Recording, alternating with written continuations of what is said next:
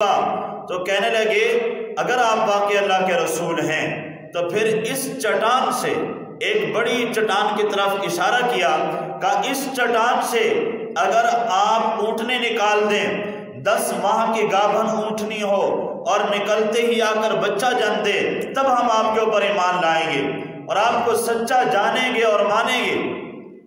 صالح علیہ السلام نے فرمایا کہ دیکھو اس طرح کے مطالبات مت کرو، جو قوم اس طرح کے مطالبات پر نہیں اترتی تو پھر ان کا انجام بھی برا ہوتا ہے۔ کہنے لگے نہیں ہمیں چاہیے۔ صالح علیہ السلام نے کہا دیکھو مانو گے؟ کہنے لگے جی مانیں گے۔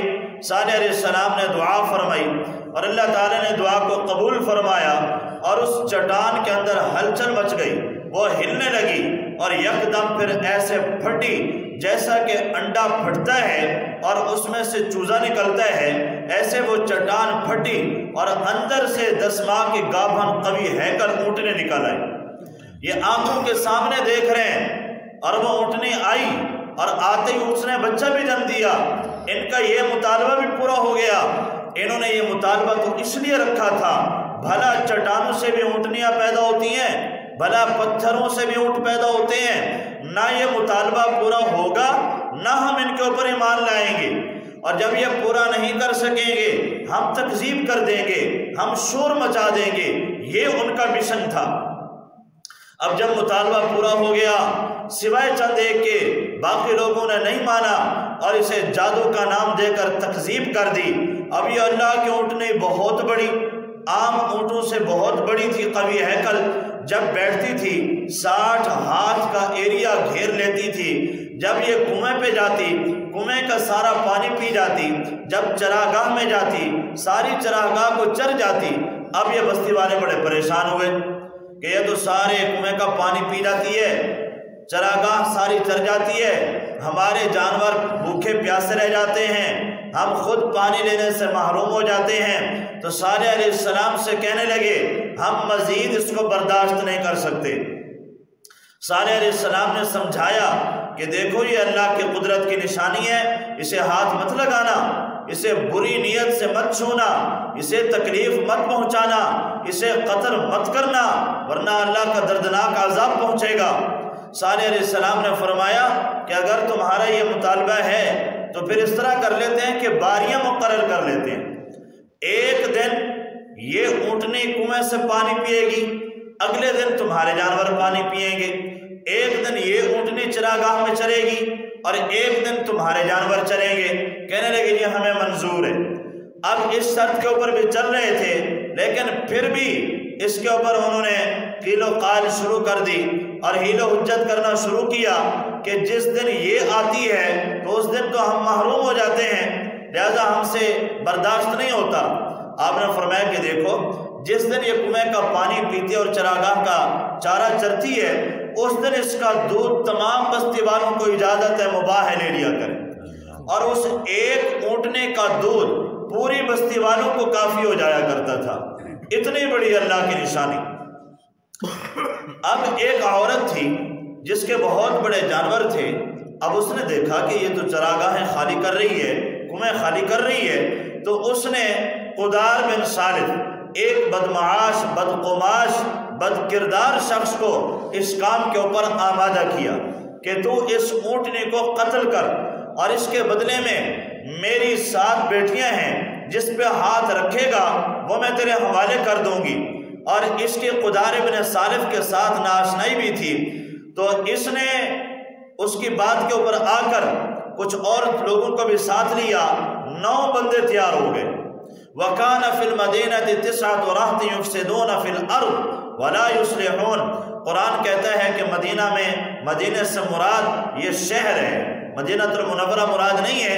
اس شہر کے اندر 9 بدماش تھے کہ جو فساد مچا رہے تھے، جو اصلاح نہیں چاہتے تھے۔ انہوں نے پلاننگ کے ساتھ آئے اور اونٹنی نے جس راستے سے گزرنا تھا راستے میں چھپ کر پہاڑیوں میں بیٹھ گئے۔ جیسے وہ اونٹنی آئی ایک نے تیر مارا، وہ زخمی ہوئی، پھر باہر سارے نکلے اور اس کی ٹانگیں کاٹ ڈالیں اور اس کی گردن کاٹ ڈالی اور اس اونٹنی کو قتل کر دیا۔ جب صالح علیہ السلام کو اطلاع ملی، صالح علیہ السلام افسوس کرتے ہوئے آئے اور فرمانے لگے میں تمہیں بہت سمجھاتا رہا اور کہتا رہا یہ اللہ کی نشانی ہے، یہ عام اونٹنی نہیں ہے، اس کو بری نیت سے ہاتھ نہ لگانا، لیکن تم نے تو اس کو قتل کر دیا، اب اللہ کے عذاب کا انتظار کرو اگر بچنا چاہتے ہو۔ فرمایا کہ اس کے بچے کو ڈھونڈ کے لاؤ۔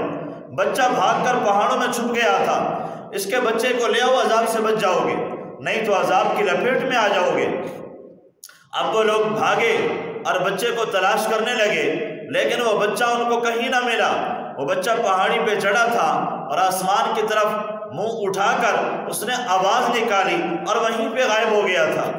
جب یہ واپس آ گئے، اب صالح علیہ السلام نے فرمایا اب کوئی راستہ نہیں ہے، اب بس اللہ کے عذاب کا انتظار کرو۔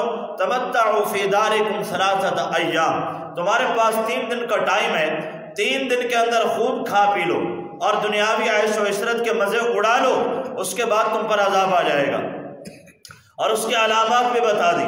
فرمایا کہ ان 3 دنوں میں پہلے دن کے اندر فتصبحوا غداً، تم صبح کرو گے اس حال میں کہ وجوہکم مصفرہ، تمہارے چہرے زرد اور پیلے پڑ جائیں گے۔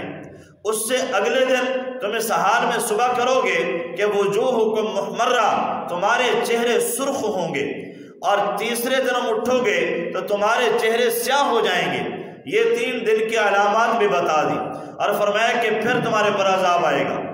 اب جب یہ 3 دنوں میں دیکھا کہ پہلے دن کے اندر واقعی چہرے زرد پڑ گئے، پیلے ہو گئے، اب یہ لوگ پریشان ہو گئے۔ واقعی جیسے صالح نے کہا تھا ویسا ہی ہو رہا ہے۔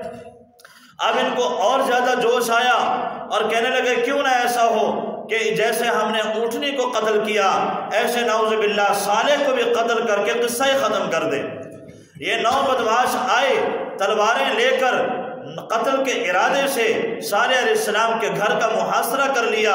اللہ تعالیٰ نے پہاڑ میں سے ایک چٹان گرائی اور ان 9 کے 9 بدماشوں کو یہاں سے بھگا دیا اور یہ یہاں سے بھاگے۔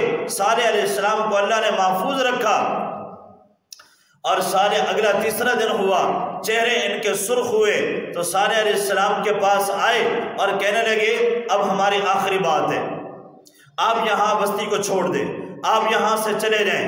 آپ نے ہمیں عذاب کی دھمکیاں دیں، آپ نے ہمیں کہا چہرے تمہارے ایسے ہو جائیں گے، واقعی تم نے ہم پہ جادو کیا، ہمارے چہرے ایسے ہو رہے ہیں، آپ یہ بستی چھوڑ کر چلے جائیں۔ اور ادھر سے اللہ کا بھی حکم آیا صالح علیہ السلام کو، اب اس قوم کی تباہی کا وقت آ چکا، اب ان کی بربادی اور عذاب کا وقت آ چکا، آپ اپنے ایمان والوں کو لے کر اب آپ یہاں سے چلے جائیے۔ حضرت صالح علیہ السلام اپنے تقریباً 4000 ایمان لانے والوں کو یہاں سے لے کر چلے اور حضرہ موت میں آ کر آباد ہوئے، جو کہ یمن کے حدود کے اندر آتا تھا، یہاں آپ تشریف لے آئے۔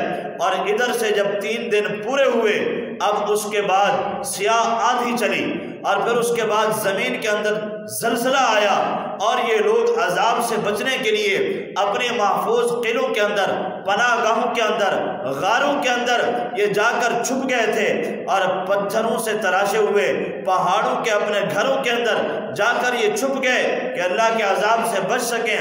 لیکن جب اللہ کا عذاب آیا، پہلے تو زلزلہ آیا، زمین کے اندر بھونچال آئی اور پھر ایک فرشتے نے، جبریل امین نے آ کر اس بستی کے کنارے پر ایک زوردار چیخ ماری اور یہ ایسی ہیبت ناک آواز تھی کہ ان لوگوں کے کلیجے پھٹ گئے اور یہ اپنے گھروں کے اندر ایسے پڑے ہوئے تھے جیسا کہ بجھے ہوئے انگارے کوئلہ بن کے پڑے ہوتے ہیں، ایسے ٹھنڈے ہوئے پڑے تھے، ان کی لاشیں پڑی ہوئی تھیں۔ اور نبی علیہ السلام نے فرمایا، اللہ کا قرآن بھی یہ دعوت فکر دیتا ہے اور کہتا ہے کہ جاؤ ان راستوں سے تمہارا گزرتے ہوتا ہے، ان سے عبرت حاصل کرو۔ نبی علیہ السلام کا گزر ہوا سن 9 ہجری، غزوہ تبوک، آخری غزوہ۔ آپ مدینہ سے چلے، آپ ان وادیوں سے گزرنے لگے، صحابہ کرام کے علم میں نہیں تھا، یہاں پر پڑاؤ ڈالا اور وہاں سے پانی لیا، اس سے آٹا گوندا، ہانڈیوں میں ڈالا، سالن پکا رہے تھے۔ نبی علیہ السلام کو اطلاع ملی تو آپ نے فرمایا کہ جن جن لوگوں نے یہاں سے پانی لے کر آٹا گوندا وہ خود استعمال مت کریں، یا تو جانوروں کو ڈال دیں یا پھر پھینک دیں، استعمال نہ کریں۔ اور جن جن نے سالن کے اندر پانی ڈالا ہے یہاں سے لے کر وہ اپنی ہانڈیاں انڈیل دیں، اس لیے کہ یہ وہ جگہ ہے جہاں قوم سمود کے اوپر عذاب آیا تھا۔ جس بستی پر، جس علاقے پر، جس جگہ پر اللہ کا عذاب آتا ہے تا قیامت اللہ کے غضب، غصے اور عذاب کے آثار وہاں پر ہوتے ہیں۔ کہیں ڈر ہے کہ تمہارے اوپر بھی وہ عذاب نہ اتر جائے جو ان کے اوپر اترا تھا، لہذا جلدی کرو، یہ اپنے یہاں انڈیل کر ڈال کر یہاں سے چلو۔ اور پھر نبی علیہ السلام اس کنویں پر لے گئے جہاں صالح علیہ السلام کی اونٹنی پانی پیا کرتی تھی، فرمایا کہ یہاں سے تمہیں پانی لینے کی اجازت ہے، یہاں سے پانی استعمال کرو اور پھر یہاں سے روتے ہوئے گزرو، اگر رونا نہ آئے رونے کی شکل بنا کے یہاں سے گزرو، سواریوں کو تیز چلاتے ہوئے گزرو، اپنے چہرے ڈھانک کر گزرو۔ نبی علیہ السلام نے اپنا چہرہ مبارک بھی ڈھانک لیا، سواری کو تیز کر لیا اور آپ روتے ہوئے یہاں سے گزرے۔ یہ بستیاں آج بھی وہاں کھنڈرات موجود ہیں۔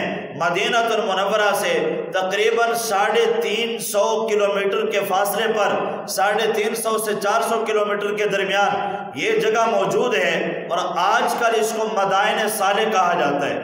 اس نام سے وہاں پر جگہ اور یہ کھنڈرات، یہ نشانات، یہ باقیات اب بھی موجود ہیں، اور اللہ فرماتا ہے فَاعْتَبِرُوا يَا أُولِي الْأَبْصَارِ، ان کو دیکھ کر عبرت حاصل کرو۔ تو یہ قوم سمود کا بدبخت قدار بن صالف نے یہ حرکت کی کہ اونٹنی کو قتل کیا۔ نبی علیہ السلام نے ارشاد فرمایا تھا، حضرت علی رضی اللہ تعالیٰ عنہ سے فرمایا کہ علی اتدری من اشقى الاولین، کیا علی جانتے ہو پہلی امتوں میں، پہلے لوگوں میں سب سے بڑا بدبخت کون تھا؟ اتدری من اشقى الاخرین، اے علی جانتے ہو بعد والوں میں سب سے بڑا بدبخت کون ہوگا؟ حضرت علی رضی اللہ عنہ کی کہ یا رسول اللہ مجھے تو معلوم نہیں، آپ ہی بتا دیں۔ تو آپ نے ارشاد فرمایا پہلی امتوں میں سب سے بڑا بدبخت وہ شخص تھا جس نے صالح علیہ السلام کی اونٹنی کی ٹانگیں کاٹی تھی، یعنی قدار ابن صالح۔ اور دوسرا بدبخت وہ تھا جس نے اپنے بھائی کو قتل کیا، یعنی قابیل نے حابیل کو قتل کیا، آدم علیہ السلام کا بیٹا قابیل۔ یہ دو بڑے بدبخت گزرے ہیں پہلی امتوں کے۔ فرمایا کہ بعد والوں میں یعنی میری امت کا بڑا بدبخت وہ ہوگا اے علی جو تیرے سر پہ تلوار مارے گا اور خون سے تیری داڑھی کو رنگین کر دے گا، خون آلود کر دے گا۔ اور یہ 21 رمضان کو صبح کی نماز کے وقت عبد الرحمن ابن ملجم بدبخت نے آپ کے اوپر وار کیا اور آپ کو شہید کیا تھا۔ یہ اس امت کا بدبخت ہے۔ تو فرمایا قوم سمود نے اپنے سرکشی کی بنیاد پہ جھٹلایا، ان کا بدبخت اٹھا۔ اب سوال یہ پیدا ہوتا ہے کہ اونٹنی کو تو قتل کیا قدار بن صالف نے، یا اس کے ساتھ جو 8 اور بندے ملے ہوئے تھے ان 9 بندوں نے، عذاب سب کے اوپر کیوں آیا؟ جب عذاب آیا نہ چھوٹے بچے نہ بڑے، نہ مرد بچے نہ عورتیں، سارے کے سارے تباہ ہو گئے، سب کے کلیجے پھٹ گئے، عذاب سب کے اوپر کیوں آیا ہے؟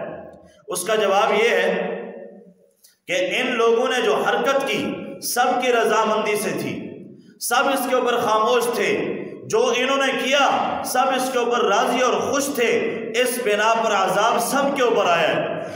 جب کسی جگہ گناہ ہوتا ہے جو لوگ شریک ہوتے ہیں صرف انہیں کے اوپر عذاب نہیں آتا، بلکہ جو لوگ خاموش ہوتے ہیں، روکتے نہیں، یا ان کے اس فعل پر راضی ہوتے ہیں، پھر عذاب جب آتا ہے تو سب کو اپنے لپیٹ میں لے لیتا ہے۔